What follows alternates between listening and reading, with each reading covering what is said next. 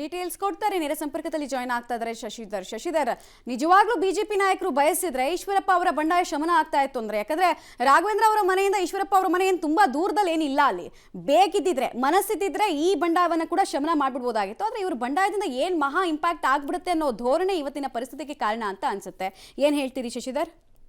ಖಂಡಿತವಾಗಿಯೂ ಮಮತಾ, ಏನು ಶಿವಮೊಗ್ಗದಲ್ಲಿ ಈಶ್ವರಪ್ಪ ಅವರು ಬಂಡಾಯ ಸ್ಪರ್ಧೆ ಮಾಡಿದ್ದಾರೆ ಅಂದರೆ ಹಾವೇರಿಯಲ್ಲಿ ತಮ್ಮ ಪುತ್ರನಿಗೆ ಟಿಕೆಟ್ ಸಿಗದ ಕಾರಣ ಈಗಾಗಲೇ ಯಡಿಯೂರಪ್ಪ ಕುಟುಂಬದ ವಿರುದ್ಧ ಈಶ್ವರಪ್ಪ ಅವರು ತೊಡೆ ತಟ್ಟಿದ್ದಾರೆ. ಅಂದರೆ ಅವರು ಆರೋಪ ಮಾಡ್ತಿರೋದಾಗಲಿ ಅಥವಾ ಬಂಡಾಯ ಎದ್ದಿರೋದಾಗಲಿ ಬಿ ಜೆ ಪಿ ವಿರುದ್ಧ ಅಲ್ಲ, ಅವರು ಬಂಡಾಯ ಎದ್ದಿರೋದು ಯಡಿಯೂರಪ್ಪ ಅವರ ಕುಟುಂಬದ ವಿರುದ್ಧ, ರಾಘವೇಂದ್ರ ಅವರ ವಿರುದ್ಧ ಸ್ಪರ್ಧೆ ಮಾಡ್ತಾರೆ. ಅಂದರೆ ಈ ಯಡಿಯೂರಪ್ಪ ಅವರು ನನ್ನ ಪುತ್ರನಿಗೆ ಟಿಕೆಟ್ ಕೊಡ್ತೀನಿ ಅಂತೇಳಿ ಮಾತು ಕೊಟ್ಟು ತಪ್ಪಿದ್ದಾರೆ. ಹೀಗಾಗಿ ಆ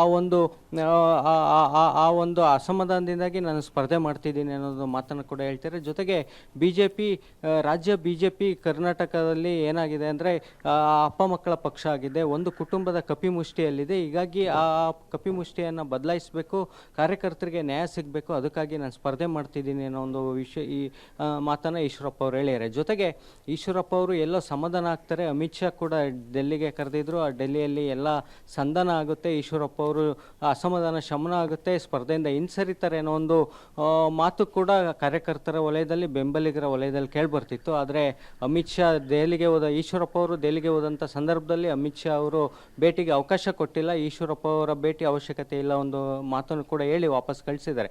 ಜೊತೆಗೆ ಶಿವಮೊಗ್ಗದಲ್ಲಿ ಬಿಜೆಪಿ ಅಭ್ಯರ್ಥಿಯಾಗಿ ರಾಘವೇಂದ್ರ ಅವರು ಸ್ಪರ್ಧೆ ಮಾಡಿದ್ದಾರೆ. ರಾಘವೇಂದ್ರ ಅವರು ಸ್ಪರ್ಧೆ ಮಾಡಿದಿರೋದ್ರಿಂದಾಗಿ ಯಡಿಯೂರಪ್ಪ ಅವರು ಎಲ್ಲೋ ಈಶ್ವರಪ್ಪ ಅವ್ರನ್ನ ಮನವೊಲಿಸಬಹುದು ಅನ್ನೋ ಒಂದು ಮಾತು ಕೂಡ ಕೇಳಿಬರ್ತಿತ್ತು. ಯಾಕೆಂದ್ರೆ ಈಶ್ವರಪ್ಪ ಯಡಿಯೂರಪ್ಪ ಇಬ್ರು ಕೂಡ ಸುಮಾರು 4-5 ದಶಕಗಳಿಂದ ಸ್ನೇಹಿತರು.